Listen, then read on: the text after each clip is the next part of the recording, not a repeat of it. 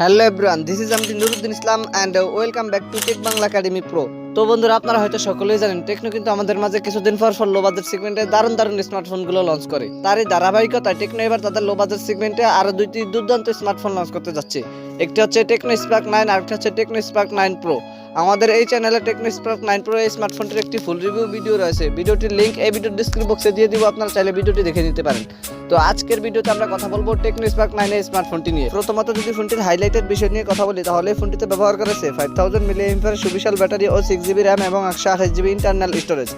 আরও ফোনটিতে ব্যবহার করেছে 13 মেগাপিক্সেলের ডুয়াল ক্যামেরা সেটআপ। তো আজকের ভিডিওতে আপনাদেরকে জানাবো টেকনো স্পার্ক 9 এই স্মার্টফোনটির ফুল স্পেসিফিকেশন অ্যান্ড সেই সাথে জানাবো ফোনটির প্রাইস এবং এর লঞ্চিং ডেট নিয়ে। আর ভিডিওটি কন্টিনিউ করলে আপনারা আরও জানতে পারবেন বাজেট রেঞ্জে ফোনটিকে আমাদের জন্য ভ্যালু ফর মানি প্রোভাইড করছে, নাকি এই বাজেটে মার্কেটে আরও কোনো সেরা স্মার্টফোন বর্তমানে আছে।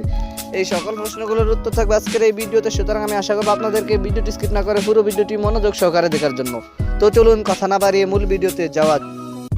প্রথমত যদি ফোনটির ডিজাইন অ্যান্ড এর বিল্ড কোয়ালিটি নিয়ে কথা বলি, তাহলে বরাবরের মতো আপনারা সকলে জানেন টেকনোর লো বাজেট সেগমেন্টের স্মার্টফোনগুলোর ডিজাইন কিন্তু একদম অসাধারণ লেভেলের হয়ে থাকে। এবারও কিন্তু তার ব্যতিক্রম নয়। বিশেষ করে টেকনো স্পার্ক 9 এই স্মার্টফোনটির ডিজাইন করা হয়েছে একদম অসাধারণ লেভেলের। ফোনটির পেছনে ব্যবহার করেছে গ্লাস অ্যান্ড প্লাস্টিকের একটি সম্মিলিত ব্যাক প্যানেল। ফোনটির পেছনে গ্লাস অ্যান্ড প্লাস্টিকের সম্মিলিত ব্যাক প্যানেল ব্যবহার করায় ফোনটিকে যখন আপনারা কাভার ছাড়া ব্যবহার করবেন, তখন ফোনটির পেছনে স্কেচ করতে পারে। তাই আমি রিকমেন্ডেশন করবো, আপনারা যখন ফোনটিকে ব্যবহার করবেন অবশ্যই ফোনটির পেছনে একটি কাভার লাগিয়ে নেবেন। এবং এই ফোনটির থিকনেস করা আছে 7.9 মিলিমিটার। এই ফোনটির থিকনেস 6.9 মিলিমিটার ব্যবহার করায় ফোনটি কিন্তু অনেক পাতলা হবে। এবং ফোনটির রিয়ার পার্টের একটি ক্যামেরা বাম্পারের মধ্যে ব্যবহার করা হয়েছে ডুয়াল ক্যামেরা সেটআপ। আর ফোনটির ফ্রন্ট পার্টে আসলে আপনারা ফুল ভিউ ডিসপ্লের মাঝখানে পেয়ে যাচ্ছেন U shape notch camera setup. ফোনটিকে আপনারা ইনফিনিটি ব্ল্যাক অ্যান্ড স্কেম মিরর এই দুইটি কালারেই পেয়ে যাবেন। তো ফোনটির ডিজাইন নিয়ে বলতে গেলে বাজেট রেঞ্জে ফোনটির ডিজাইন কিন্তু আমার কাছে অনেক ভালো লেগেছে। আমরা সাধারণত এরকম লো বাজেট সেগমেন্টের স্মার্টফোনগুলোর ডিজাইন টেকনো ফোনের মতো হতে দেখি না। তো ফোনটির ডিজাইন তো আপনারা বুঝতে পারছেন বাজেট রেঞ্জে ফোনটির ডিজাইন কতটা দুর্দান্ত করা হয়েছে। দেন সেকেন্ডলি যদি ফোনটির ডিসপ্লে নিয়ে কথা বলি, তাহলে এই ফোনটিতে ব্যবহার করা হয়েছে 6.6 ইঞ্চির একটি IPS LCD প্যানেলের ডিসপ্লে, যাতে থাকছে HD+ রেজুলেশন। এবং এই ডিসপ্লেতে ব্যবহার করা হয়েছে 90 হার্টজের হায়ার রিফ্রেশ রেট। ফোনটির ডিসপ্লেতে 90 হার্টজের হায়ার রিফ্রেশ রেট ব্যবহার করায় গেমিং এর সময় ফোনটির ডিসপ্লে থেকে স্মুথ একটি পারফরম্যান্স পেয়ে যাবেন। এবং ফোনটির ডিসপ্লেতে ব্যবহার করা হয়েছে 266 ppi ডেনসিটি। তো আপনারা তো বুঝতেই পারছেন লো বাজেট সেগমেন্টে ফোনটির ডিসপ্লেতে কতটা দুর্দান্ত মানের স্পেসিফিকেশন ব্যবহার করা হয়েছে। ফোনটির ডিসপ্লে নিয়ে আমার আর কোনো কথা বলার নেই। আপনাদের যদি ফোনটির ডিসপ্লে নিয়ে কোনো কথা বলার অথবা জানার থাকে, তাহলে কমেন্ট বক্সে লিখতে পারেন। এবারে যদি ফোনটির পারফরম্যান্স নিয়ে কথা বলি, তাহলে এই ফোনটিতে রান করবে iOS 8.6 বেসড অন Android 12।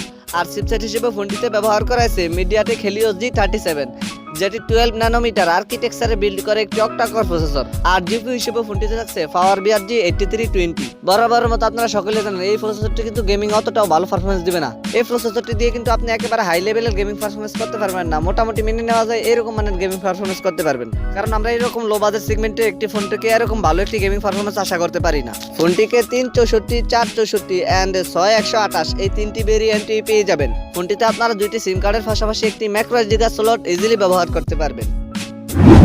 এবারে যদি ফোনটির ক্যামেরা সেকশন নিয়ে কথা বলি, তাহলে এই ফোনটির রিয়ার পার্টে ব্যবহার করা হয়েছে ডুয়াল ক্যামেরা সেটআপ, যার মেইন সেন্সরটি 13 মেগাপিক্সেলের। সেকেন্ডারিতে থাকছে আরও একটি ক্যামেরা। ফোনটির রিয়ার ক্যামেরা দিয়ে আপনারা সর্বোচ্চ ভিডিও শুট করতে পারবেন 1080p 30 fps রেজুলেশনে।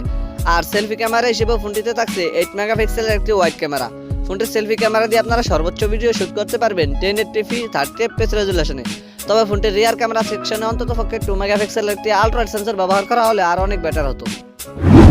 এবারে যদি ফোনটির ব্যাটারি অ্যান্ড এর চার্জার নিয়ে কথা বলি, তাহলে এই ফোনটিতে ব্যবহার করা হয়েছে 5000 mAh একটি সুবিশাল ব্যাটারি। এছাড়া সিকিউরিটি হিসেবে ফোনটিতে ব্যবহার করা হয়েছে রিয়ার মাউন্টেড ফিঙ্গারপ্রিন্ট। আর ফিচার হিসেবে ফোনটিতে NFC বাদে প্রায় সকল ধরনের ফিচারই থাকছে, যেমন audio Jack 3.5mm, Bluetooth 5.0, USB Type-C port 2.0, wifi 802.11, NFC বাদে থাকছে GPS। তো আপনারা তো বুঝতেই পারছেন লো বাজেট সেগমেন্টে এই ফোনটিতে ব্যবহার করেছে 5000 mAh একটি সুবিশাল ব্যাটারি।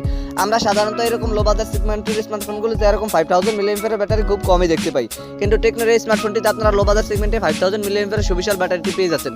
ফোনটিতে 5000 mAh সুবিশাল ব্যাটারি ব্যবহার করা ফোনটি থেকে আপনারা কিন্তু একটি ভালো মানের ব্যাটারি ব্যাকআপ পেয়ে যাবেন। এবারে যদি ফোনটির প্রাইস অ্যান্ড এর লঞ্চিং ডেট নিয়ে কথা বলি, তাহলে এই ফোনটির প্রাইস হতে পারে ইন্ডিয়াতে 9000 রুপির মতো, আর বাংলাদেশি বাজারে এই ফোনটির প্রাইস হতে পারে 12000 টাকার মতো। এই ফোনটিকে আপনারা আগস্ট মাসের শেষের দিকে ইন্ডিয়ান মার্কেটে পেয়ে যেতে পারেন, আর বাংলাদেশি বাজারে ফোনটি আসতে পারে সেপ্টেম্বর মাসের দিকে।